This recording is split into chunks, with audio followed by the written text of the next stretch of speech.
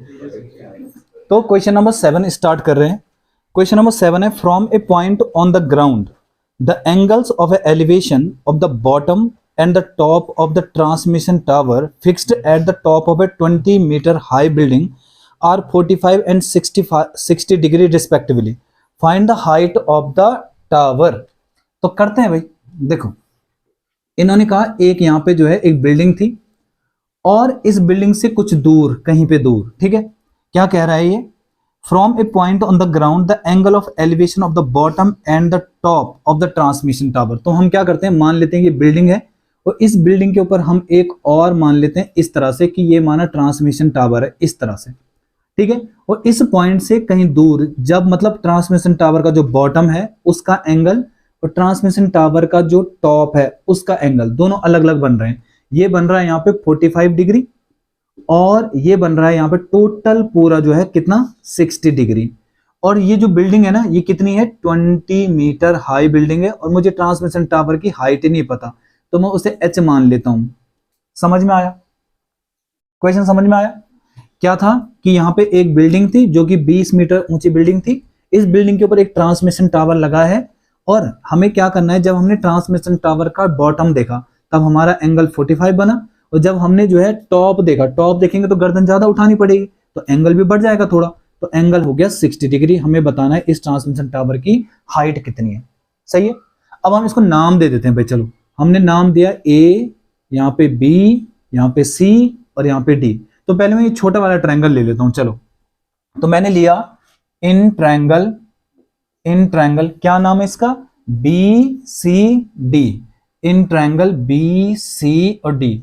अच्छा, B C D में देखो, मुझे पता ये है, मुझे ये नहीं है पता, तो मैं इसको एक्स मान लेता हूं। चलो, एक्स मान लेता हूं। मुझे क्यों जरूरत पड़ेगी इसकी, क्योंकि जब मैं बड़ा ट्रायंगल लूंगा तब मुझे बेस की भी तो जरूरत पड़ेगी, इसलिए मुझे एक्स की जरूरत वहां पड़ेगी, इसलिए मैं यहाँ पे एक्स लिख रहा हूं।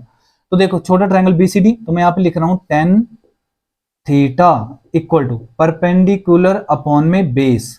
तो tan थीटा की जगह कौन है इस बार, tan 45 बराबर परपेंडिकुलर, परपेंडिकुलर कितना माना जाएगा, केवल 20 माना जाएगा क्योंकि छोटा ट्रायंगल लिया जा रहा है। तो 20 अपॉन में x, तो tan 45 क्या होता है 1, तो 1 इक्वल टू 20 अपॉन में x, तो x की जगह इंटू यहां कर दो, तो x इक्वल टू 20 मीटर। हमारा x कितना आ गया है, 20 मीटर।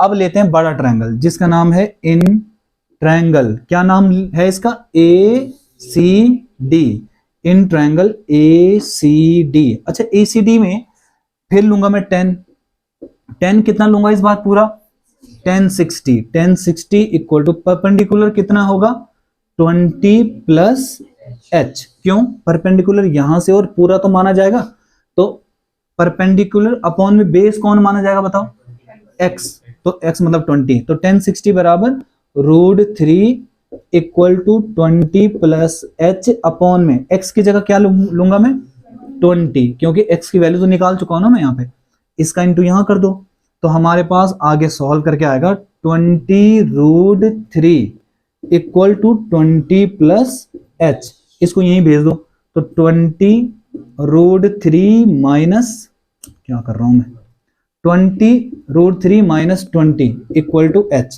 क्या दोनों से मैं 20 कॉमन ले सकता हूं, तो मैंने 20 कॉमन ले लिया, अंदर बचेगा √3 माइनस 1 इक्वल टू h। क्या मुझे √3 की वैल्यू रखनी चाहिए, नहीं, बोला नहीं है तो रखने की जरूरत नहीं है, तो हमारा आंसर ही इतना होगा फाइनल।